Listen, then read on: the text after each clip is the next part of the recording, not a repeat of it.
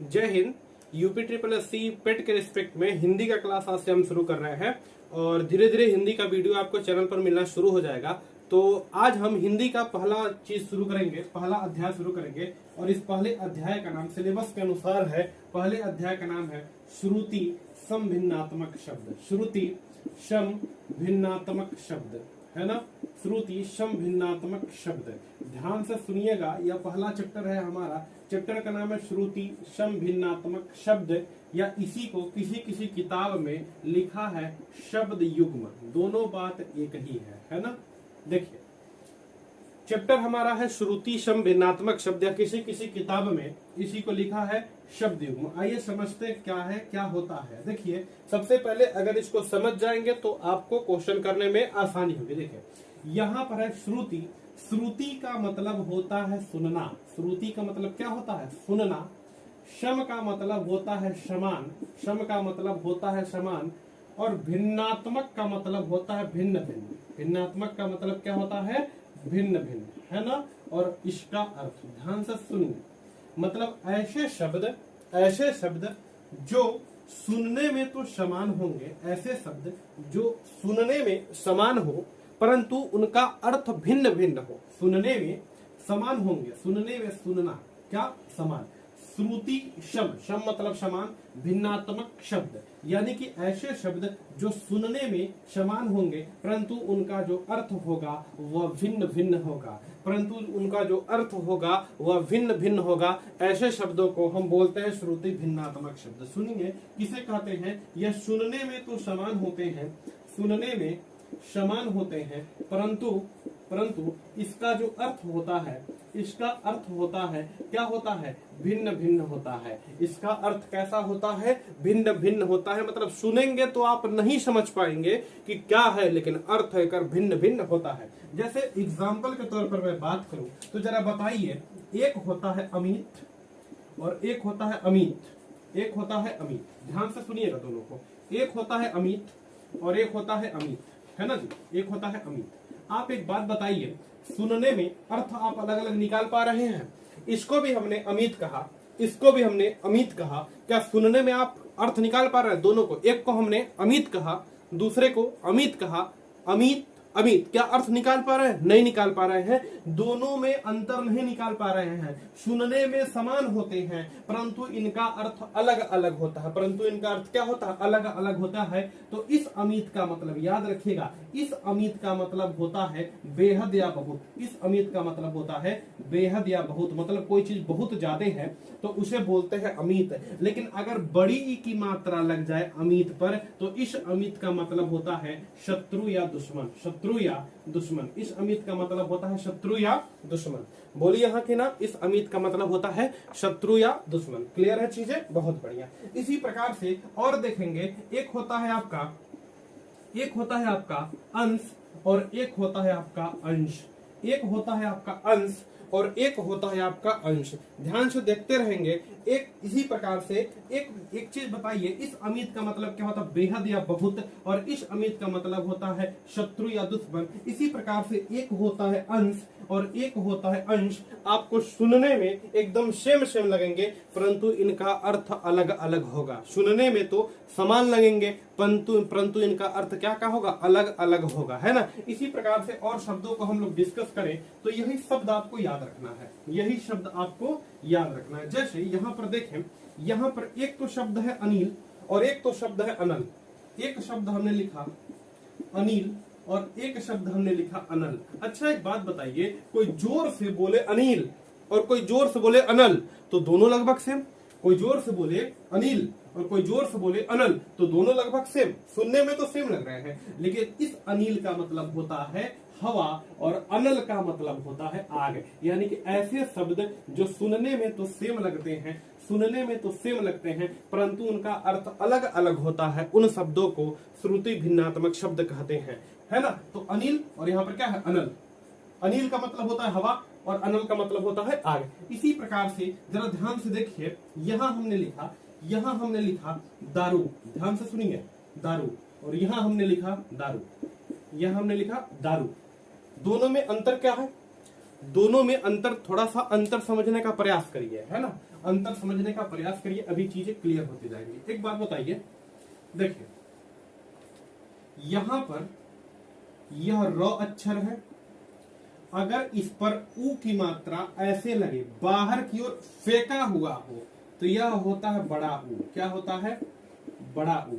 और इसी र पर ऐसी मात्रा लगे कि नीचे की ओर हो, तो यह होता है छोटा ऊ। यह होता है छोटा ऊ। उसी आधार पर हम बात करें तो एक शब्द है हमारा दारू, ऐसे छोटी की मात्रा, और एक है हमारा दारू, ध्यान से देखेंगे दूर मात्रा गया है, दूर फेंका है। देखिए पिछले वाले वीडियो में थोड़ा सा मिस्टेक हो गया था कि यह जो दारू है, इस दारू का मतलब, यह जो छोटा ऊ का मात्रा दारू ऐसे नीचे, इसका मतलब होता है लकड़ी।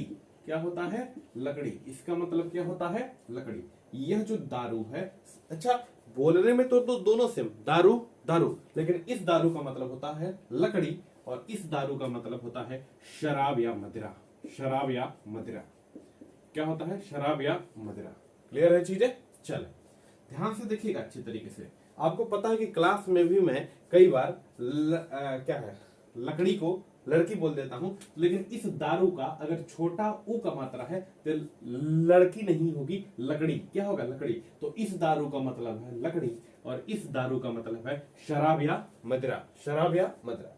इसी प्रकार से हम बात कर लें अनिल का, तो इस अनिल का, और यहां पर मैं बात कर लूं अनल का, अगर बोलेंगे तो लगभग सेम, अनिल अनल लगभग सेम, लेकिन इस अनिल का मतलब होता है हवा या वायु। हवा या वायु। और इस अनल का मतलब होता है जी आग। क्या होता है? आग। इसी प्रकार से मैं बात कर लूं अमित का, अभी मैंने बताया है शुरुआत में, और अभी मैं बात कर लूं अमित का, तो दोनों सेम, अमित अमित दोनों सेम। इस अमित का मतलब होता है, यह जो अमित आपको दिख रहा है, इस अमित का मतलब होता है बेहद या बहुत। बेहद या बहुत। लेकिन यहां पर मैं बात करूं, इस अमित का मतलब होता है शत्रु या दुश्मन। शत्रु या दुश्मन। इस अमित का मतलब होता है शत्रु या दुश्मन। बोलिए हाँ कि ना? इस अमित का मतलब होता है शत्रु या दुश्मन। तो इतनी बातें आपको क्लियर हो गई होगी। तो ऐसे ही हम आगे स्लाइड पर चलते हैं। पूरा का पूरा आपको लिखा लिखाया मिलेगा, अच्छी तरीके से समझना है। अगर इतनी बातें क्लियर हो गई है तो चलिए आगे बढ़ते हैं। थोड़ा सा वीडियो में गलती क्या हो गया था कि जो दारू है ना, दारू, दारू का मतलब होता है लकड़ी। क्या होता है? लकड़ी। और मैंने वहां पर बता दिया था लड़की। यार देखो मतलब ये चीजें बोलने में गलत हो जाती है। दारू का मतलब लकड़ी है ना, और इस दारू का मतलब क्या होता है? शराब या मदिरा। शराब या मदिरा। अगर आप बढ़िया से समझना चाहें ना तो आप देख लीजिए कि दारू को लकड़ी क्यों कहते हैं। दारू को, यह जो दारू है, यह जो दारू, इसको, इसका अर्थ लकड़ी क्यों होता है? तो समझिए, आपको पता है कि यह हमारा प्लांट है और प्लांट में दो प्रकार के उत्तक होते हैं। एक का नाम होता है जाइलम और एक का नाम होता है फ्लोएम। क्या नाम होता है? फ्लोएम। जो जाइलम होता है, इसी जाइलम को हिंदी में दारू कहते हैं। इसी जाइलम को हिंदी में दारू कहते हैं। और यही दारू क्या करता है? लकड़ी का निर्माण कराता है। यही दारू क्या करता है? लकड़ी का निर्माण कराता है। तो इस दारू का मतलब लकड़ी और इस दारू का मतलब मदिरा। तो आई थिंक बातें आपको क्लियर हो गई होगी। तो छोटा सा यही चीज आपको क्लिक करना था। चलिए ठीक है, अब अगले अगले टॉपिक पर चलते हैं। स्क्रीनशॉट लीजिए और इसका पूरा मैं लिस्ट एक ही बार देता हूं।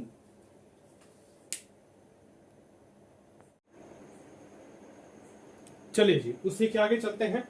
देखिए, अब आपको ध्यान से देखकर चीजों को याद करना पड़ेगा। एक एक चीजों को ध्यान से देखना है, याद करना है। आइए समझते हैं। देखिए, आपने तो पढ़ लिया, इसका मतलब क्या है कि सुनने में समान लगेंगे, सुनने में समान, परंतु उसका अर्थ भिन्न भिन्न होगा। चलिए सबसे पहले यहां देखिए, यहां लिखा है आकर और यहां लिखा है आकार। एक बात बताइए, आकर आकार सुनने में लगभग सेम। आकर का मतलब होता है खान, किसी न किसी प्रकार की खान या किसी न किसी प्रकार का जो खजाना होता है उसे बोलते हैं आकर। क्या बोलते हैं? आकर। लेकिन आकार की बात करें, आकार का मतलब होता है आकृति या साइज। आकृति या साइज। आकृति या क्या होता है? साइज। आकृति या क्या? किसी चीज का साइज, इसे बोलते हैं आकार। और आकर मतलब खान, बोलते हैं ना, आकर मतलब खान होता है, याद रखिएगा। यहां पर बात करें अली, बहुत मोस्ट इंपॉर्टेंट है कि अली का मतलब क्या होता है, और यहां बड़ी ई की मात्रा अली। एक बात बताइए, एक बात बताइए, अली और एक होता है अली, सुनने में तो सेम लेकिन अर्थ अलग अलग है। अली का मतलब होता है, इस पर देखिए ये छोटी ई की मात्रा है और अली का मतलब होता है भौरा। क्या होता है? भौरा। और भौरा कैसे होते हैं? छोट छोट होते हैं, छोट छोट होते हैं, छोट छोट होते हैं। तो अली का मतलब छोटा ई की मात्रा है, तो अली का मतलब क्या होता है? भौरा। और अगर अली पर बड़ी की मात्रा हो तो इसका मतलब होता है सखी। क्या होता है? सखी। याद कैसे करेंगे? यह देखिए, अली पर बड़ी की मात्रा तो सखी पर भी बड़ी की मात्रा, और यहाँ पर अली छोटा तो भौरा भी छोट छोट होते हैं। यहाँ देखिए, एक है अधि और एक है आधी। एक है अधि और एक है आपका आधी। ध्यान से सुनिएगा, एक है आपका अधि और दूसरा क्या है? आधी। अधि का मतलब होता है मानसिक कष्ट। अधि बोलते हैं ना, बहुत अधि हो रहा है, दिमाग पगला गया है। इस अधि का मतलब होता है मानसिक कष्ट। अधि का मतलब होता है मानसिक कष्ट। और है आधी। आधी मतलब किसी चीज का आधा भाग, किसी चीज का आधा भाग। बोलो, चीजें क्लियर हो रही है? याद करना पड़ेगा, है ना। भौरा होता है छोट छोट छोट छोट, भौरा होता है। और अली, अली मतलब सखी। आधी, आधी मतलब अगर छोटी की मात्रा है ना, बोलते अधिया गया, एकदम कपड़ा अधिया गया। अधि का मतलब होता है मानसिक कष्ट और आधी का मतलब होता है आधा भाग। आधी का मतलब आधा भाग। आगे देखिए, अविराम। ध्यान से सुनिए, अविराम। और यहां लिखा है अविराम। यार सुनने में तो में अविराम, अविराम या अविराम सुनने में लगभग सेम, लेकिन याद रखिएगा, अविराम मतलब विराम नहीं करना है, विराम नहीं करना है। अविराम मतलब विराम नहीं करना, लगातार। अविराम का मतलब क्या होता है? लगातार। अविराम का मतलब लगातार। लेकिन यहां देखिए, अभिराम की बात करूं, अभिराम, अच्छा जी, राम जी कैसे थे? सुंदर थे। तो अभिराम का मतलब होता है सुंदर। अभिराम का मतलब क्या होता है? सुंदर। आगे आ जाइए, अब ज और अब द। देखो जरा ध्यान से सुनिए। अब एक बात बताइए, उर्दू में आब का मतलब होता है पानी, आब का मतलब होता है जल, आब का मतलब होता है जल। इसे संस्कृत में अब बोलते हैं। अब का मतलब भी होता है पानी। क्या होता है? पानी। और इसी अब में जो जन्म जाए, पानी में जो जन्म, जो मतलब जन्म, अब और जो, अब में जो जन्मे, पानी में जो जन्मे, वह होता है कमल। क्या होता है? कमल। और अ ब द, पानी जो दे वह होता है बादल। बोलो है कि ना, पानी जो दे वह क्या होता है? बादल। तो यहाँ देखिए, अ ब जो मतलब जो लगा तो पानी में जो जन्मेगा उसे बोलते हैं पानी में जो जन्मता है। कीड़ा मतलब लिख दीजिएगा, कमल। पानी में जो जन्मता है ओके कमल कहेंगे। अब द, पानी, अब द मतलब अब मतलब पानी, द देने वाला, पानी देने वाला कौन होता है? बादल। कौन होता है? बादल। आगे आ जाइए, अंश। अंश का मतलब होता है कंधा। अंश का मतलब क्या होता है? कंधा, है ना। कहीं नहीं बोलते हैं अरे यार हमारा अंश में एकदम टूट गया, अंश मतलब कंधा में टूट गया। अंश का मतलब होता है कंधा। अंश का मतलब क्या होता है? कंधा। और इस अंश का मतलब होता है, अंश और हर जानते हैं ना, यह अंश लिखते हैं, अंश और हर, यह होता है हिस्सा दिलाता है। अंश और हर कोई भिन्न लिखते हैं, 4/5 मतलब 5 हिस्सा में से चौथे भाग की बात हो रही है। यानी कि अंश जो होता है ना, यह हिस्सा दिलाता है। क्या दिलाता है? हिस्सा। अच्छा, यहाँ देखिए, यहाँ पर लिखा है अणु, नहीं दिख रहा होगा, सुनिए, यहाँ पर लिखा है अणु और यहाँ पर लिखा है अनु। अगर कोई जोर से बोले अणु और कोई जोर से बोले अनु तो लगभग सुनने में सेम, सुनने में लगभग सेम। अणु, अणु लगभग सेम। तो जो अणु होता है यह होता है छोटा सा कण, बहुत छोटा कण होता है। अणु जो होता है यह होता है बहुत छोटा कण। अणु जो होता है बहुत ही छोटा कण होता है, उसे हम क्या कहते हैं? अणु कहते हैं। लेकिन अणु की बात करें, अणु, अणु याद रखिएगा, अणु नहीं, अणु। अणु का मतलब होता है पीछे पीछे, अणु का मतलब होता है पीछे पीछे, है ना। बोलते हैं कि नहीं, अनुचर। अनुचर पीछे पीछे चलने वाला अनुचर।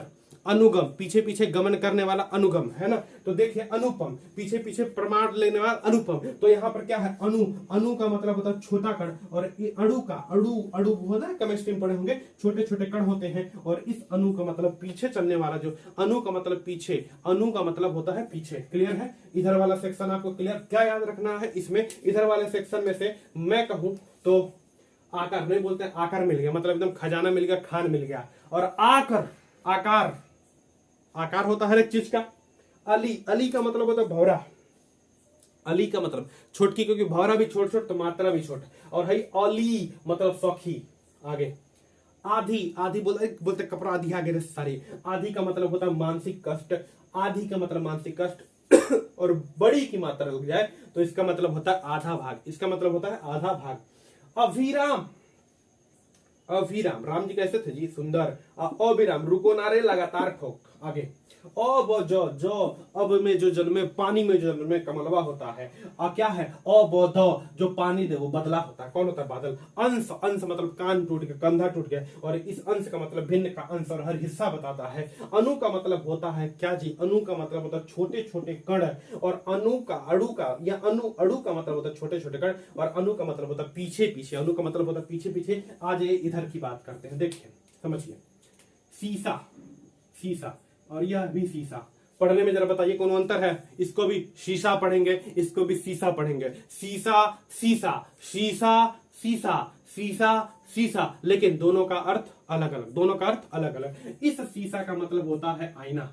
इस शीशा का मतलब होता है आईना या कांच। आईना या कांच। लेकिन यह जो शीशा है ना यह होता है लेड पीबी। यह होता है लेड एक प्रकार का धातु है। एक क्या है धातु। यह जो शीशा लिखा होता है एक प्रकार की धातु होती है ना। अचल देखिए तो अचल जो चले ना अचला अचला कहते हैं पृथ्वी को। अचला कहते हैं पृथ्वी को। अचल चलिएगा मत मतलब स्थिर रहे। क्या रहे स्थिर रहे। ठीक है। अच्छा देखिए दिन दिन है जी। दिन का मतलब होता है दिवस। दिवस दिन का मतलब दिवस। लेकिन दीन दीन दुखिया दीन दीन दुखिया मतलब गरीब। अगर ऐसे बड़ी ई की मात्रा लग जाए ना तो गरीब और ऐसे लगे दिन दिन का मतलब दिवस सोमवार मंगलवार बुधवार यह दिन होते हैं। लेकिन दीन लग जाए दीन का मतलब होता है गरीब। ठीक आगे देखिए अंबु जौ। देखिए अंबु का मतलब होता है पानी और जौ जो पनिया में जन्मता है कौन होता है कमल। अंबु द रे बाबू द अंबुजवा को देता कौन है बदला बादल। बोलो हाँ कि ना।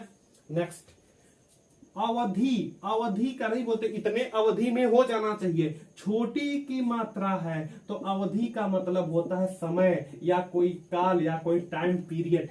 और अवधि बड़ी की मात्रा अवधि एक भाषा है। एक भाषा है अवधि। इलाहाबाद वाले क्षेत्र के आसपास की भाषा है अवधि। लखनऊ के भी क्षेत्र की जो भाषा है वह कौन सी थी अवधि। बोलो हाँ कि ना है ना। अवधि अगर अवधि नहीं बोलते अवधि छोटे अवधि में। अवधि का मतलब समय लेकिन अवधि लगे भाषा।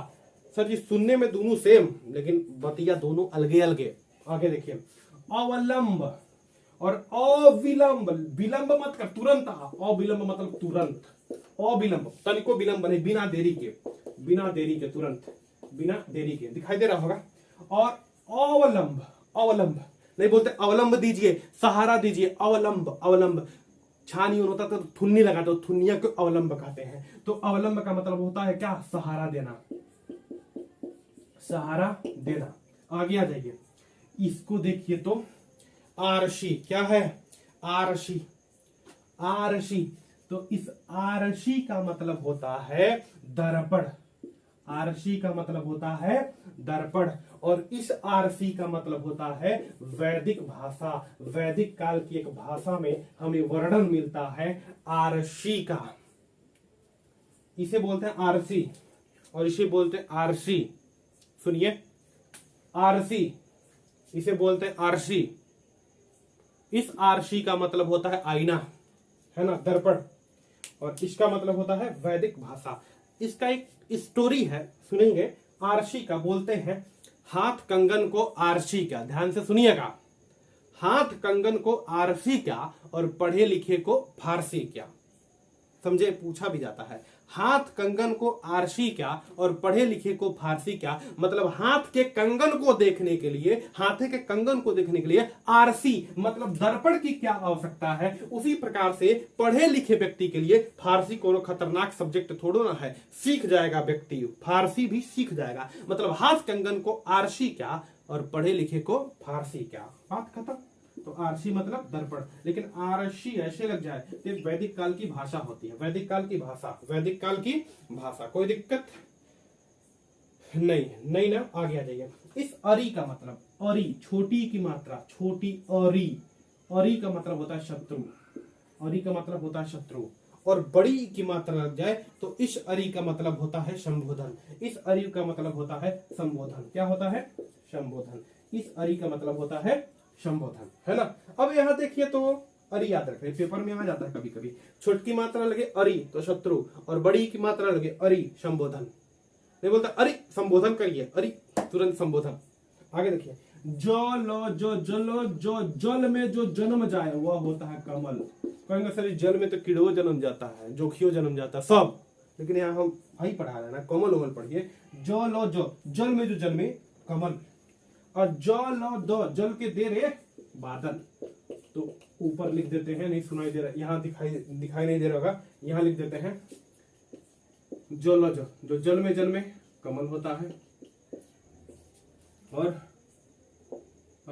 जल जो जल दे वो क्या होता है बादल। तो जल बोले तो क्या लिखेंगे, जल बोले तो बादल। ठीक, इतनी बातें क्लियर है। स्क्रीनशॉट लीजिए और दिमाग में नोट करिए, स्क्रीनशॉट लीजिए और दिमाग में नोट करिए। ठीक है, आगे चलिए। तो आई थिंक धीरे धीरे चीजें आप समझ भी रहे होंगे, तो उसके आगे हम कंटिन्यू करते हैं। ध्यान से देखिएगा। देखिए अच्छा एक बात और समझिए कि जो भी चीजें हैं, यह जो क्लास डिलीवर हो रही है, इसमें आपको समझना पड़ेगा अच्छे तरीके से, 2-3 बार देखना पड़ेगा और दिमाग लगाकर इस चीजों को आपको नोट डाउन करना पड़ेगा, अच्छी तरीके से लिखना पड़ेगा, चीजें आपकी क्लियर हो जाएगी। पेट के एग्जामिनेशन में 1 या 2 नंबर एक क्वेश्चन पूछा जाएगा। ठीक है, चलिए शुरू करते हैं। ध्यान से देखिए, इधर वाला कर लेते हैं, फिर इधर वाला बाद में कर लेंगे। देखिए यहां पर बात करें कपी, कपी से तो नमो स्पष्ट हो गया होगा। कपी का मतलब बानर, बानर कहिए चाहे बंदर कहिए, बतिया बराबर है, तो बानर कहने में मजा आता है। कपी का मतलब बंदर, कपी का मतलब बंदर। और यहां पर कपी लग जाए, बड़ी की मात्रा लग जाए, तो कपी मतलब घिरनी, कपी का मतलब होता है घिरनी। अगर छोटी की मात्रा हो बंदर, कपी बड़ी की मात्रा हो तो घिरनी, घिरनी जानते हैं ना, जिससे घेर मतलब किसी न किसी चीज को खींचते हैं, तो उसका मतलब होता है घिरनी। अच्छा वात, बात नहीं लिखा है, वात, वात का मतलब होता है वायु या हवा, वायु या हवा। और यहाँ है बात, बात का मतलब होता है बातचीत। क्या होता है, बातचीत या वार्तालाप, बातचीत या वार्तालाप। दिखाई दे रहा होगा, है ना। अच्छा क्यों, क्योंकि वात, वात देखते हैं लिखा होता है वातानुकूलन, मतलब हवा लगता है, एसी को वातानुकूलन बोलते हैं, वातानुकूलन बोलते हैं। यानी कि यह वात का मतलब क्या होता है, हवा, यानी कि वायु या हवा, है ना। आगे तरड़ी, इसको बहुत मोस्ट इंपॉर्टेंट है। तरड़ी, तरड़ी, तरड़ी का मतलब होता है सूर्य। तरड़ी का मतलब क्या होता है, सूर्य। याद रखिएगा, सबको एकदम तार के रख देता है, तार के रख देता है सूर्य। तरड़ी, तरड़ी ओ पार तर के चल जा, तो तरड़ी का मतलब होता है नाव, या तरड़ी का मतलब होता है ए पार से ओ पार। लेकिन अगर कहीं पूछते कि तरुड़ी, इस तरुड़ी का मतलब होता है पुत्री, इस तरुड़ी का मतलब पुत्री, तो सुनिएगा तरड़ी का मतलब सूर्य, तरड़ी, तरड़ी नाव, और तरुड़ी का मतलब पुत्री, तरुड़ी का मतलब पुत्री। इसको देखिए प्रसाद, प्रसाद जानते हैं एक भोग होता है, मंदिर का भोग। प्रसाद मतलब मंदिर का भोग, मंदिर का भोग या प्रसादी बोलते हैं ना, प्रसादी भोर मुँह खाते थे आटा वाला, तो प्रसाद का मतलब प्रसादी। और प्रसाद, प्रसाद एक चीज देखिए, प्रसाद का मतलब होता है क्या, प्रसाद का मतलब होता है मंदिर का भोग, प्रसाद का मतलब क्या होता है, मंदिर का भोग। और यहाँ पर बात करें कि प्रसाद, प्रसाद का मतलब बताइए आप लोग क्या होता है, प्रसाद का मतलब मंदिर का भोग। और यहाँ पर बात करें प्रसाद का मतलब होता है महल, प्रसाद का मतलब होता है क्या, महल। क्या होता है, महल। याद रखिएगा, प्रसाद का मतलब मंदिर का भोग और प्रसाद का मतलब होता है क्या, महल। क्या होता है, महल। आगे जाइए, चर्म का मतलब होता है, चर्म का मतलब चाम या चमड़ा, चर्म का मतलब चाम या चमड़ा। चरम, कोई चीज एकदम अपने चरम सीमा पर, चरम सीमा पर एकदम ऊंचाई पर पहुंच गया है। चरम का मतलब होता है अंतिम सीमा, चरम का मतलब होता है क्या, अंतिम सीमा पर, अंतिम सीमा पर या उच्च स्थान पर, उच्च स्थान पर। चरम का मतलब होता है अंतिम सीमा पर या उच्च स्थान पर। चर्म का मतलब होता है चमड़ा, और चरम का मतलब होता है, नहीं बोलता चरम सीमा, कोई चीज अपने चरम सीमा पर एकदम पहुंच गई, उसके बाद उसको, उसके बाद वह घटना घटित हो जाएगी, तो चरम होते हैं। और चर्म का मतलब होता है चमड़ा, ये तो बातें पता है। अच्छा जी, कली, कली का मतलब देखिए, एक होता है कली, कली जो ऐसे कली लिखा जाता है ना, तो इस कली का मतलब होता है अधखिला फूल। जैसे बड़ी की मात्रा है तो इसका मतलब होता है अधखिला फूल, अधखिला फूल मतलब पूरा फूल खिला नहीं है, अधखिला जो फूल होता है उसे बोलते हैं कली। क्या बोलते हैं, कली। और यह जो कली है, यह जो कली, इसका मतलब होता है कलियुग। इसका मतलब होता है क्या? कलियुग। सुने हैं? कलियुग। जो आज के डेट में युग चल रहा है, मशीनों का जो युग है, इसे ही बोलते हैं कलियुग। क्या बोलते हैं? कलियुग। तो कली पर ऐसी की मात्रा थी, ऐसी कलियुग। अच्छा, व्यंग बहुत इंपॉर्टेंट है। व्यंग, व्यंग का मतलब होता है विकलांग, लेकिन व्यंग्य का मतलब होता है कटाक्ष। नहीं बोलते बड़ा व्यंग्य कर रहा है, बहुत व्यंग्य कर रहा है, कटाक्ष बोल रहा है, बहुत ताना मार रहा है, बहुत ताना मार रहा है, कटाक्ष कर रहा है। व्यंग्य का मतलब होता है कटाक्ष। अच्छा, कोष का मतलब होता है धनराशि। कोष का मतलब होता है धनराशि या संग्रह करना। कोष का मतलब होता है धनराशि या संग्रह करना। और इस कोष का मतलब होता है शब्द संग्रह। क्या? शब्द संग्रह। इस कोष का मतलब, इस कोष का नहीं होता शब्द कोष, तो इस श वाले का मतलब होता है शब्द संग्रह। देखिए, द्वीप का मतलब, छोटी की मात्रा, द्वीप का मतलब होता है हाथी। द्वीप का मतलब होता है हाथी। और इस द्वीप का बड़ा मात्रा लग जाए द्वीप का, तो इस द्वीप का मतलब होता है कि पानी। द्वीप समझिए क्या होता है?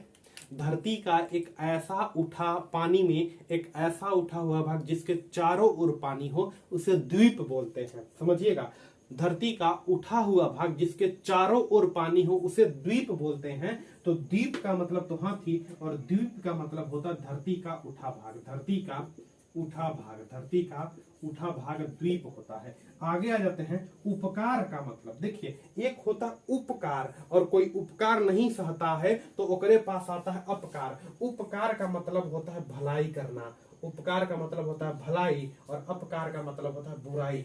उपकार का मतलब होता है भलाई, और अपकार का मतलब होता है, अपकार का मतलब, उपकार का मतलब भलाई, और इसका जस्ट विपरीत करेंगे तो होता है आपका क्या? बुराई। क्या होता है? बुराई। दिख तो रहा है? ठीक है। यहाँ पर सती थोड़ा दिख नहीं रहा, ऊपर लिख देते हैं। देखिए, यह शती, शतक वाला शती, यह शतक वाला शती है, तो इसका मतलब होता है सैकड़ा।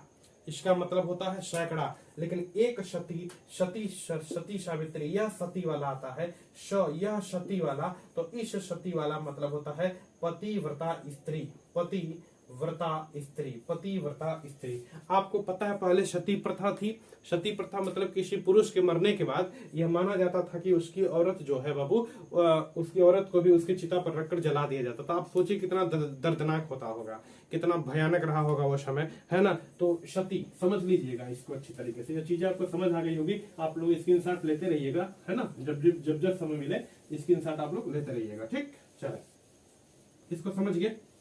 आपको पता है सती के बारे में? सती प्रथा भारत में थी। एक अगर ऐसे सती लिखा जाए, सती, तो इसका मतलब होता है सैकड़ा, सौवा भाग, सैकड़ा। लेकिन ऐसे सती लिखा जाए तो सती का मतलब होता है क्या? पतिव्रता, पतिव्रता स्त्री, पतिव्रता स्त्री।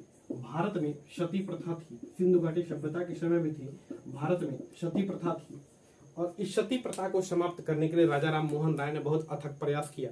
राजा राम मोहन राय ने बहुत अथक प्रयास किया सती प्रथा को समाप्त करने के लिए। सती प्रथा होता क्या था? ध्यान से समझिए। सती प्रथा होता था कि जब किसी स्त्री का पुरुष जो होता है, मतलब स्त्री का, जब किसी स्त्री का हस्बैंड जो है वो डेथ कर जाता था, तो इस स्त्री को, मतलब इस महिला को, जो इसकी पत्नी होती थी, इसकी चिता पर ही रखकर इसको समाप्त कर दिया जाता था। इसके चिता पर रखकर जला दिया जाता था। कितना भयानक समय था, सोचिए। माना जाता था ऐसा माना जाता था कि जो स्त्री है वह अपने पति की सेवा करने के लिए बनी है। उस समय की बात बता रहे हैं। ऐसा माना जाता था कि जो स्त्री है वह अपने पति की सेवा करने के लिए बनी है, वह अपने पति की सेवा करने के लिए बनी है। और जब उसका पति यह मर गया तो इसका धरती पर कोई काम नहीं है, इसका धरती पर कोई काम नहीं है, तो इसको भी इसी के साथ ऊपर भेज दिया जाता था। ऊपर जाएगी, आराम से सेवा सत्कार करेगी, ऊपर जाएगी, आराम से सेवा सत्कार करेगी। ऐसा रहता व्यवस्था कि अगर स्त्री मर जाए, ई चली गई ऊपर, तो इनके पति को भी जरा के ऊपर भेजिए कि चलिए ऊपर के कर सेवा सत्कार करेंगे, अकेले हो ऊपर आइए सेवा सत्कार करवाइए। यह थी सती प्रथा, महिलाओं के लिए था, पुरुषों के लिए कोनो सती पति कुछ नहीं था। आइए यहाँ पर बात करते हैं, है ना? यह हिस्ट्री का टॉपिक है, कभी पढ़ा जाएगा। आइए यहाँ पर बात करते हैं। देखिए, दिखाई दे रहा है क्या? देख लो एक बार। ठीक है, लगभग ठीक है। 27-28 मिनट का वीडियो हुआ है, आराम से देखते जाएंगे। लगभग 35-40 मिनट में 40-45 से 1 घंटे के आसपास कंप्लीट हो जाएगा। शव जानते हैं, शव का मतलब लाश, इसमें तो पढ़ना ही नहीं है। शव का मतलब होता है लाश, और लेकिन सब का मतलब शब ए बारात, शब ए बारात मतलब राती वाला, शब ए रात, शब ए रात सुनने है ना, शब ए रात। तो शब का मतलब होता है रात और शव का मतलब होता है लाश। शब, शब ए बारात, शब राती का होता है, शब ए रात, शब ए रात, शब ए रात तो रात का, शब का मतलब रात और शव का मतलब लाश।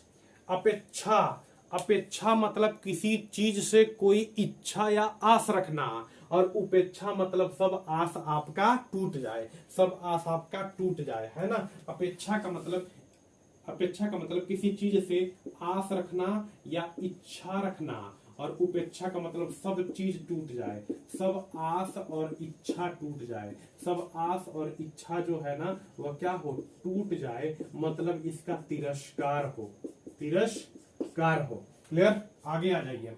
मंदिर का मतलब होता है देव का, देवता का स्थान, यानी कि देवता का आलय, इसे बोलेंगे देव आलय। क्या बोलेंगे, देव आलय। जहां पर लोग देवता की पूजा होती है वह होता है मंदिर, देव आलय मंदिर। लेकिन देखो मंदिर और मंदिरा, मंदिरा का मतलब होता है घुड़शाला, जहां पर घोड़ा बांधे जाते हैं, इसका मतलब होता है मंदिरा, घुड़शाला। समझ रहे हैं, सुनने में सेम लेकिन अर्थ इसका अलग अलग। इसको देखिए, एक हम लोग आमतौर पर ना रियल में परीक्षा ऐसे लिखते हैं, इस परीक्षा का मतलब होता है इम्तिहान। क्या होता है, इम्तिहान, उर्दू शब्द है इम्तिहान, है ना। परीक्षा का मतलब होता है इम्तिहान, लेकिन इस परीक्षा का अगर कोई, अगर इस परीक्षाओं को देखें, दोनों पढ़ने में, यह भी परीक्षा ही पढ़ेंगे, यह भी परीक्षा, यह गलत है। परीक्षा बड़ी की मात्रा, परीक्षा का मतलब इम्तिहान, लेकिन इस परीक्षा का मतलब होता है, इस परीक्षा का मतलब होता है कीचड़। इस परीक्षा का मतलब क्या होता है, कीचड़।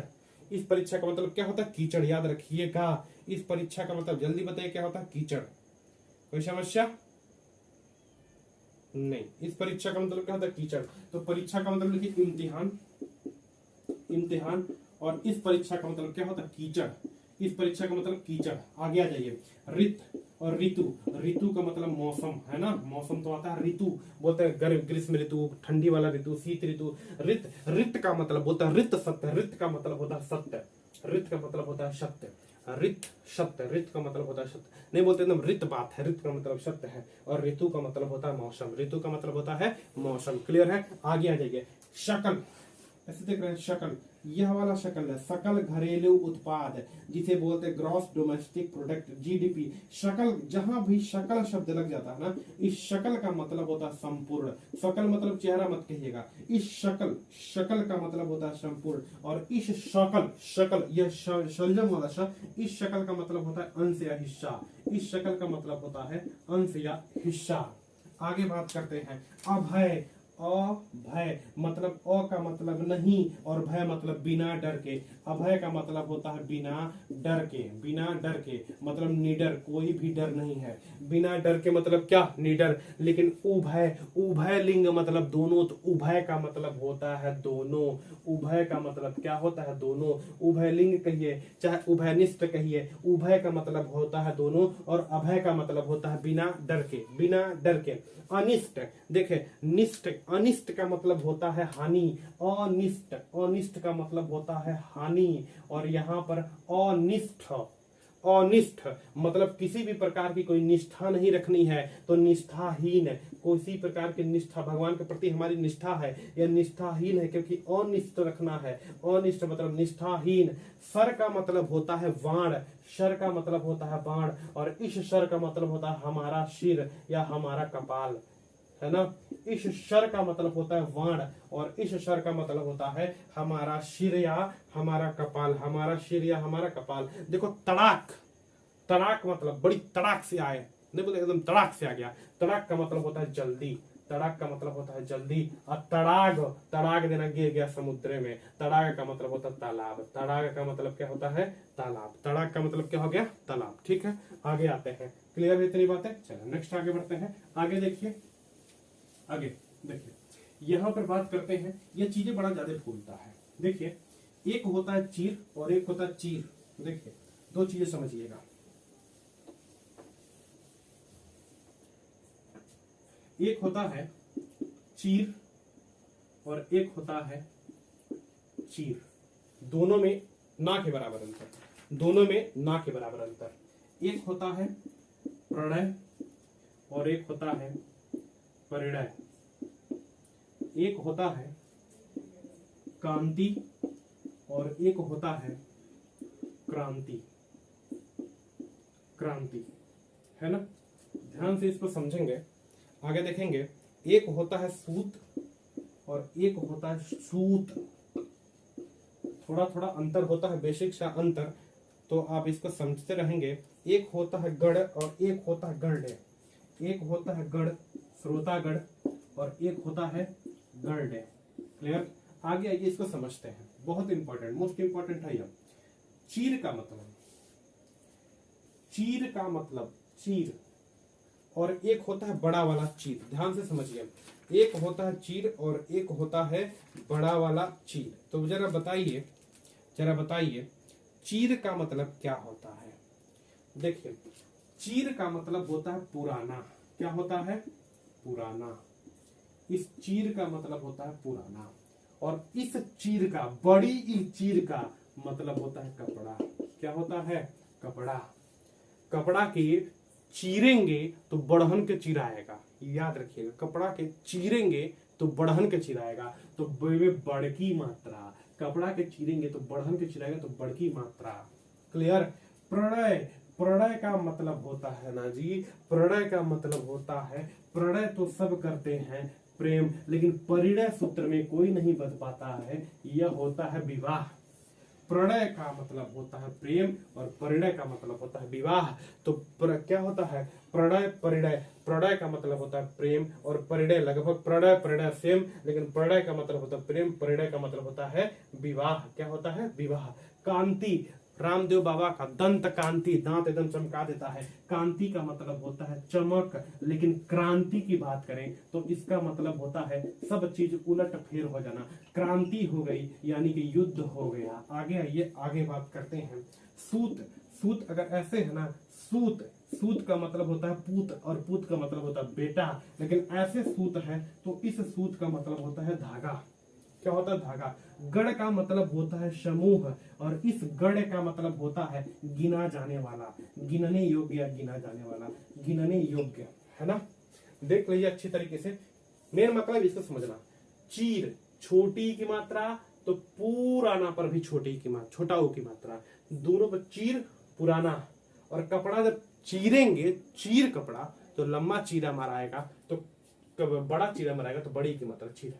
प्रणय सब करते हैं, प्रणय प्रेम, लेकिन परिणय में बड़ा कम लोग बच पाते हैं। कांति, कांति दंत कांति, कांति मतलब चमक, लेकिन क्रांति मतलब उलट फेर। सूत मतलब बेटा। हाई सूत मतलब धागा। देख लीजिए, सूत मतलब धागा, पता होगा आपको। गढ़ मतलब समूह, श्रोतागढ़, यात्रीगढ़, कई लोग गढ़ होते हैं, गढ़ समूह में होता है। और गण्य मतलब, गण्य मतलब गण्य कहें चाहे गण्य कहें, गिना जाने वाला, गिनने योग्य, गिना जाने वाला, गिनने योग्य। इतनी बातें क्लियर है, तो आगे बढ़ते हैं।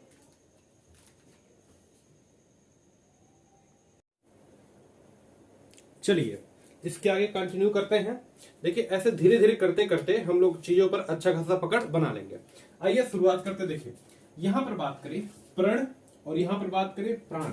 एक बात बताइए, प्रण और प्राण, नाम से सुनने से प्रण और प्राण दोनों लगभग सेम लग रहे हैं।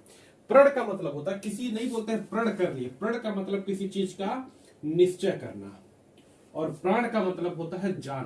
प्राण का मतलब होता है जान, ठीक है। अन्न, अन्न होता है, अन्न का मतलब होता है, बहुत इंपॉर्टेंट है, अन्न का मतलब होता है अनाज। अन्न का मतलब होता है अनाज, और अन्य, इस अन्य का मतलब होता है दूसरा, इस अन्य का मतलब होता है दूसरा। आगे बढ़ते हैं। कुल, और यहां पर कुल है, ध्यान से समझिएगा, ठंडा ठंडा कुल वाला नहीं है यार, यह कुल और यह है कुल। कुल और यह कुल नहीं बोलते हैं किस कुल का है, तो जो यह कुल है यह बताता है हमारे वंश को, बताता है वंश को। कुल का मतलब क्या होता है? वंश या खानदान, वंश या खानदान। और यह जो कुल है, कुल का मतलब होता है किनारा, कुल का मतलब होता है किनारा। आगे देखिए, पार्श्व, पार्श्व का मतलब होता है बगल में, इंग्लिश में बोलते हैं साइड, और साइड का मतलब बगल में। पार्श्व मतलब क्या? बगल में। और पाश, पाश का मतलब जाल, नहीं बोलते पाश बुन रहे हैं, पाश बुन रहे मतलब जाल बुनता। पाश का मतलब क्या होता है? जाल। आगे बढ़िए। पोत, पोत का मतलब होता है, अच्छा पोत का मतलब रंगने पोतने वाला नहीं, पोत का मतलब कोई यान, जल का यान, कैसा, जल वाला यान जो होता है उसे बोलते हैं पोत। और पौत्र का मतलब होता है पोता, पौत्र का मतलब होता है पोता। क्लियर, आगे बढ़ते हैं। शूक, देखिएगा शुक का मतलब होता है जौ, यह शुक का मात्रा बड़ा उ का मात्रा रहेगा तो जौ, और इसी शुक पे छोटा का मात्रा शु से शुक और शु से सुग्गा, सुग्गा वही तोता वाला, सुग्गा मतलब क्या, तोता, सुग्गा मतलब क्या, तोता। आगे बढ़ते हैं, ध्यान से देखिए। प्रतिषेध नहीं बोलते यहां पर जाना प्रतिषेध है, मतलब जाना मना है। प्रतिषेध का मतलब होता है मनाही, प्रतिषेध का मतलब होता है मनाही या किसी चीज का मना होना, किसी चीज का मना होना। और प्रतिशोध, प्रतिशोध मतलब बदला की याद, प्रतिशोध मतलब बदला लेना, प्रतिशोध मतलब क्या लेना, बदला लेना। आगे बढ़ते हैं। प्रणाम और क्या है प्रमाण, दोनों पढ़ने में तो सुन, प्रणाम, प्रणाम मतलब नमस्कार, और प्रमाण, क्या प्रमाण चाहिए, प्रमाण का मतलब होता है सबूत। देख लीजिए, प्रणाम का मतलब नमस्कार, प्रणाम का मतलब क्या होता है, नमस्कार, नमस्कार। और प्रमाण, प्रमाण का मतलब होता है सबूत, प्रमाण का मतलब सबूत। आगे बढ़ते हैं। नियत, नियत का मतलब कोई चीज एकदम स्थिर हो उसे बोलते हैं नियत, है ना, स्थिर, इधर उधर न जाए उसे बोलते हैं नियत। और नियति, नियति का मतलब होता है भाग्य या किस्मत, नियति का मतलब होता है भाग्य या किस्मत। लोग बोलते हैं जो हमारे नियति में होगा वो मिल जाएगा। नियत का मतलब स्थिर होना और नियति का मतलब भाग्य या किस्मत। आगे देखिए, अविरोध मतलब विरोध बिल्कुल नहीं, अविरोध मतलब जिसका विरोध ही ना हो उसका मतलब होता है विरोध। देखिए दो पार्टी में जब विरोध होता है तो कहते हैं विरोध है, और अविरोध विरोध नहीं होता, यानी कि दोनों पार्टी में मेल हो गया। तो अविरोध मतलब जिसका विरोध ना हो, जिसका विरोध ना हो, मतलब आपस में क्या हो जाएंगे, मेल हो जाएगा। और अवरोध, रोड पर अवरोध हो गया, अवरोध का मतलब रोका, अवरोध का मतलब क्या होता है, रोक होता है। इसको पढ़ते हैं जामन, जामन जानते हैं, अरे जोरन दही जमाने वाला, जामन क्या होता है, दही जमाने वाला, दही जमाने वाला। और जामुन एक प्रकार का पेड़ है, एक क्या है, पेड़ है, जामुन एक प्रकार का क्या है, पेड़। आगे देखिए, अंगद, अंगद का मतलब होता है बाजूबंद, क्या होता है, बाजूबंद। अंगद का मतलब होता है बाजूबंद या बाली का पुत्र, या बाली का पुत्र, बाली का पुत्र, याद रखिएगा। अंगद का मतलब बाजूबंद या बाली का पुत्र। अगध का मतलब, और गध का मतलब होता है रोग, और अ का मतलब होता है नहीं, किसी भी प्रकार का रोग नहीं, यानी कि क्या है, निरोग। देखिए अंगद और अगध कहने पर तो दोनों सेम है, लेकिन दोनों का अर्थ अलग अलग है। अंगद का मतलब होता है बाजूबंद या बाली का पुत्र, और इसी अंगद का बात करें तो इसे कहते हैं निरोग। अगध का कहे इसे क्या कहते हैं, निरोग। रक्त का मतलब होता है खून, रक्त का मतलब होता है खून या रुधिर, रक्त का मतलब खून या रुधिर, और रक्त का मतलब खून या रुधिर, और रिक्त का मतलब खाली स्थान, रिक्त का मतलब खाली स्थान। आगे बढ़ते हैं। अश्र का, अश्र का भी मतलब होता है खून, अश्र का भी मतलब होता है खून, और अश्रु का मतलब होता है आंसू, अश्रु का मतलब होता है आंसू। अश्र का मतलब खून और अश्रु का मतलब आंसू। श्वेत का मतलब होता है सफेद, श्वेत तो बोले तो सफेद, और स्वे दो बोले सुनने में एक, श्वेत श्वेत सुनने में एक जैसा, श्वेत मतलब सफेद, श्वेत मतलब क्या होता है, पसीना, श्वेत मतलब क्या होता है, पसीना। क्लियर है, आगे बढ़ते हैं।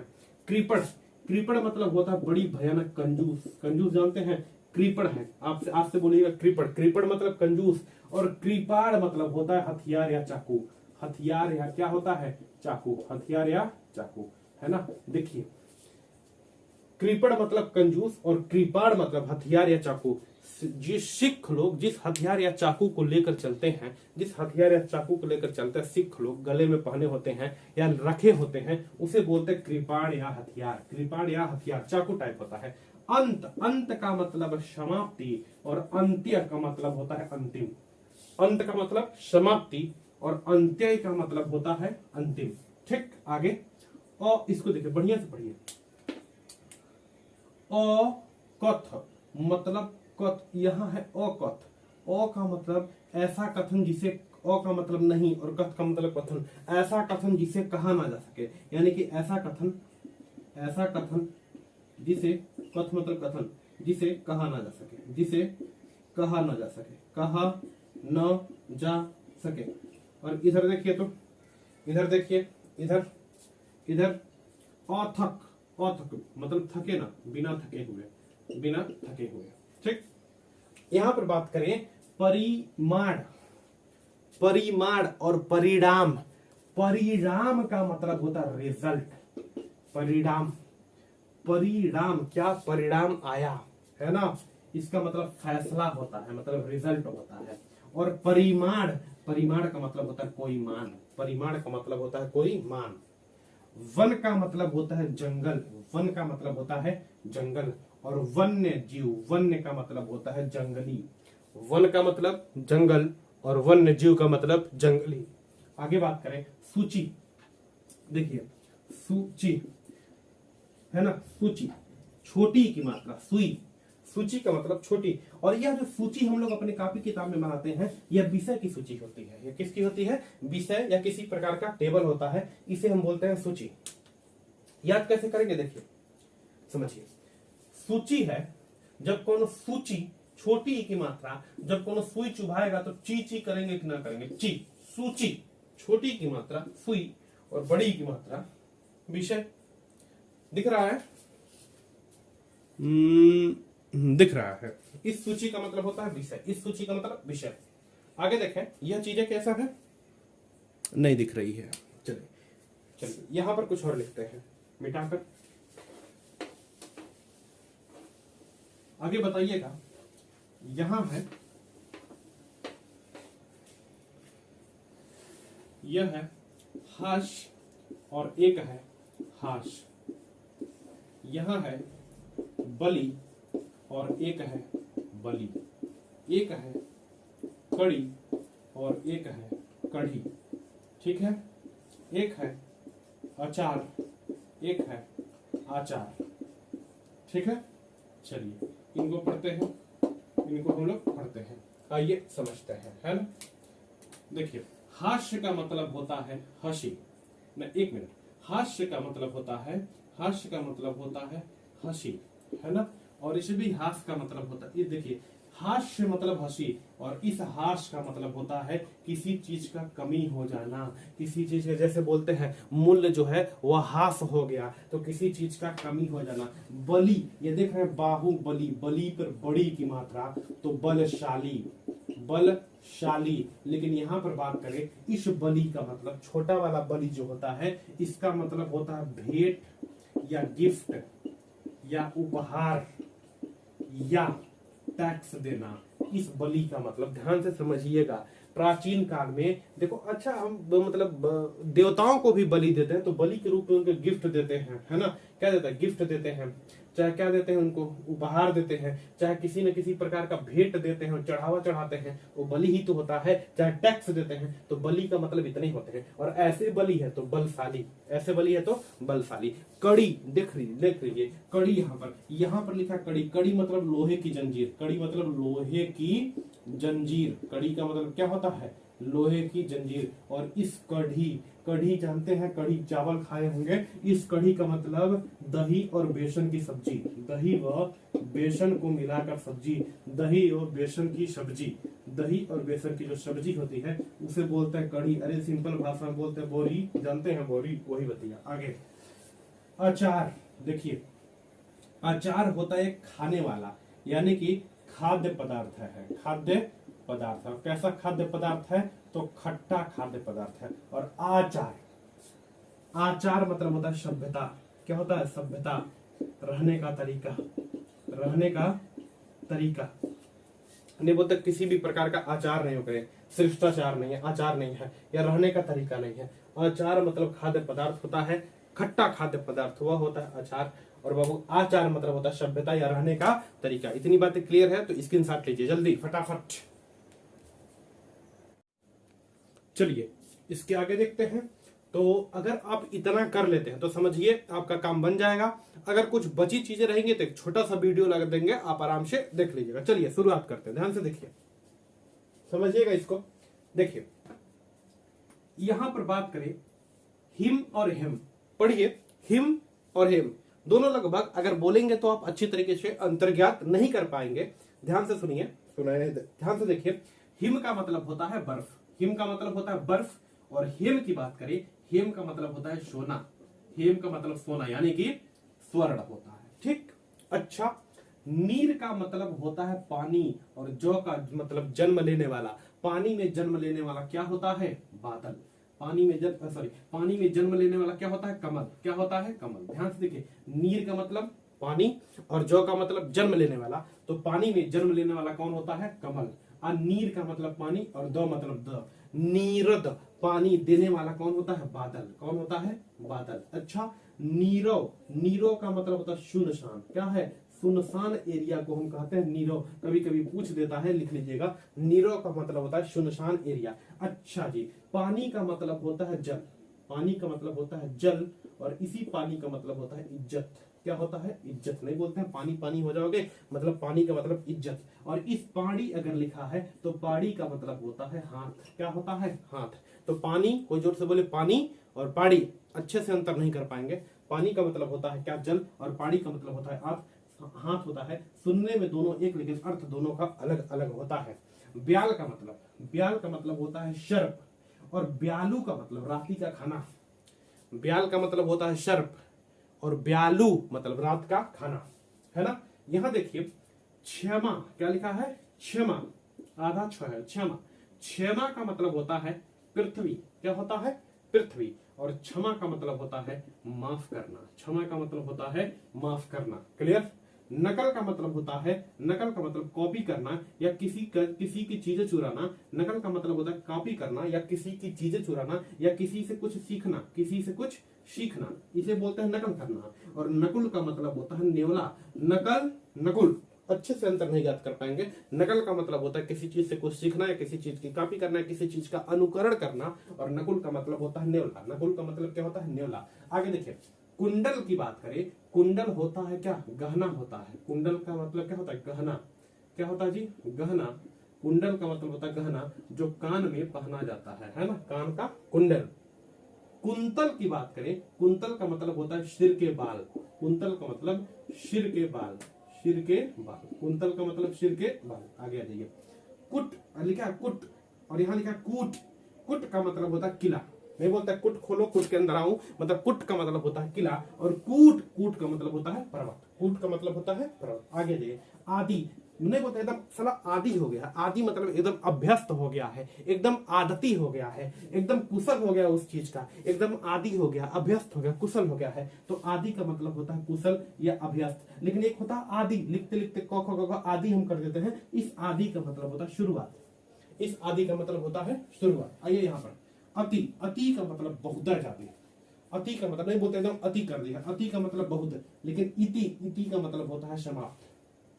इति का मतलब होता है समाप्त। हमेशा याद रखिएगा, अति का मतलब बहुत ज्यादा, अति, इति सुनने में तो एक जैसा है। सुनने में अति, इति, अति, इति एक जैसा, लेकिन अर्थ अलग अलग। अति का अर्थ होता है बहुत, और इति का अर्थ होता है समाप्त। इति का अर्थ होता है समाप्त, है ना। अच्छा जी, करकट, करकट का मतलब होता है कचरा। करकट का मतलब होता है कचरा। क्या होता है? कचरा। करकट का मतलब होता है कचरा, और इस करकट का मतलब होता है केकड़ा। इस करकट का मतलब होता है केकड़ा। क्या होता है? केकड़ा। इस करकट का मतलब होता है केकड़ा। इतनी बातें क्लियर है, इसका भी स्क्रीनशॉट ले लेंगे, इसका भी स्क्रीनशॉट ले लेंगे। अच्छा, इत्र की बात करें और इतर की बात करें। देखिए, इत्र की बात करते हैं और इतर का मिटा देता हूं इसको, है ना। इत्र की बात करें और इतर का बताइए तो, इत्र, और यहां मैंने लिखा है इतर, यहां मैंने लिखा है इतर। इत्र का मतलब होता है सुगंध देने वाला, सुगंध देने वाला, सुगंध देने वाला। और इतर, इतर नहीं बोलते तुम नहीं, कोई इतर आए। इतर का मतलब होता है दूसरा। इतर का मतलब होता है दूसरा। तो आज के क्लास में बस इतना हम करेंगे।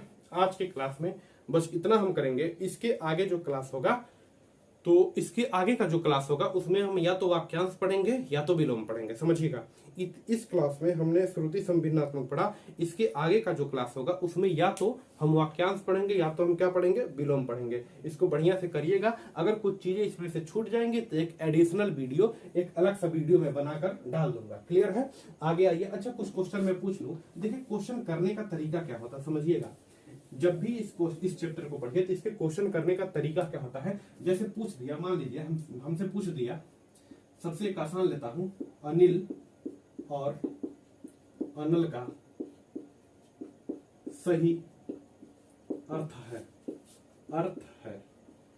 ऑप्शन ए में दे दिया है ना। अच्छा छोड़ो, ऑप्शन छोड़ो, एक बात समझिए, पहले अनिल आया है, पहले अनिल, अब बादे में क्या आया है, अनल। सुनने में तो एक जैसन है, पहले अनिल आया है, बादे में क्या आया है, अनल। तो पहले अनिल है ना, तो पहले अनिल का मतलब है लिखा होगा हवा या वायु, हवा या वायु। पहले अनिल होना चाहिए और बाद में क्या होना चाहिए, अनल का होना चाहिए, इसका आग होना चाहिए, है ना। समझे, समझे कि नहीं। पहले अनिल है तो पहले अनिल का ही होना चाहिए, बाद में अनल है तो बाद में भी बाद में अनल का होना चाहिए। इस प्रकार से क्वेश्चन करेंगे। एक क्वेश्चन मैं करके दिखा रहा हूं, ध्यान से सुनिएगा अच्छी तरीके से। देखिए तो चलिए, तो ये हमने 2 क्वेश्चन लिख दिया है, यह 2 क्वेश्चन है, दोनों क्वेश्चन कर लीजिए, फिर आगे की क्लास हम लोग कल करते हैं। देखिए यहां पर है दीन और दीन, दीन दीन सुनने में क्या जैसा। शब्द युग्म का सही अर्थ क्या है, शब्द युग्म का सही अर्थ क्या है। अच्छा, शब्द युग्म इसलिए करते हैं, कहते हैं कि जब भी आता है तो 2 आता है, जब भी आता है तो कितने आते हैं, 2 आते हैं, इसलिए इसे हम शब्द युग्म भी कहते हैं। चलिए क्वेश्चन कह रहा है कि दीन और दीन शब्द युग्म का सही अर्थ क्या है। अच्छा एक बात बताइए, पहले दिन आया है तो दिन का तो हमें पता है पहले दिवस होगा, पहले दिवस मतलब जो शुरुआत होगा ना, तो इस दिन का पहले लिखा जाएगा, दिन का दिवस यह पहले लिखा जाएगा। इनमें पहले गरीब लिखा है, हटाइए के, इनमें पहले दिवस होना चाहिए, गरीब लिखा है, हटाइए के, इनमें दिवस होना चाहिए, हटाइए के। इस पर चर्चा कर लेंगे, क्या ऑप्शन बचा सही वो चर्चा भी कर लीजिए। इस दिन का मतलब दिवस लिखा है और इस दिन का मतलब होता है गरीब, यह भी लिखा है, यानी कि option number D is the correct answer, option number D is the correct answer. इस क्वेश्चन पर आ जाइए, अभय और उभय का सही अर्थ है, अभय दिया है और उभय दिया है, इसका सही। अच्छा जी, अभय का मतलब जिसमें भय ही ना हो, अभय जो एकदम निडर हो, जो डरे ना, ओ का अभय मतलब भय ही ना हो और ओ का मतलब ना हो, मतलब निडर हो। यानी कि पहले इसका मतलब क्या है वो छोड़ो, लेकिन पहले निडर आना चाहिए। पहली लाइन इसमें दोनों में से किसका, अच्छा दोनों में से कौन तो मतलब पता होगा, सपोज करिए दोनों में से तो कौन मतलब पता होगा। जैसे मान लीजिए अभय का मतलब हमें नहीं पता, उभय का मतलब होता है दोनों, उभय का मतलब होता है दोनों, यानी कि बाद में ना दोनों आएगा। क्या बाद में दोनों है, नहीं है। क्या बाद में दोनों है, नहीं है। क्या बाद में दोनों है, नहीं है, दोनों यहां पर है, यानी कि यही ऑप्शन आपका सही हो जाएगा। या पहले से चेक कर लीजिए, मान लीजिए अभय का मतलब होता है दोनों, अभय का मतलब होता है निडर, जो डरता नहीं है, तो पहले तो निडर आएगा। क्या इसमें निडर है, नहीं, हटाइए ना, बाद में निडर हमें पहले चाहिए। क्या इसमें निडर है, नहीं है। क्या इसमें निडर है, नहीं है, निडर इसमें है, option number D is the correct answer. यह निडर और इसका मतलब दोनों, आप आराम से कर लेंगे। इन दोनों में से किसी का मतलब, जैसे मान लीजिए कि हमें दे दिया अनिल और दे दिया अनल, मान लीजिए हमें अनिल का मतलब नहीं याद आ रहा है, तो इसका मतलब क्या है, अनल का मतलब क्या होता है, आग, अनल का मतलब क्या होता है, आग। यानी कि आगे जो कुछ भी हो लेकिन बाद में आग जरूर आएगा, बाद में आग जरूर। दूसरे वाला क्या हो जाएगा, आग, दूसरा वाला जो आग होगा, आग आगे नहीं आएगा, आग हमेशा पीछे आएगा। तो इस आधार पर हम आंसर कर देंगे, इस आधार पर हम आंसर कर देंगे। अगर ये चीज आपको समझ आई हो, अच्छी तरीके से नोट्स बनाइएगा, बढ़िया से लिखिएगा, ठीक है। धन्यवाद।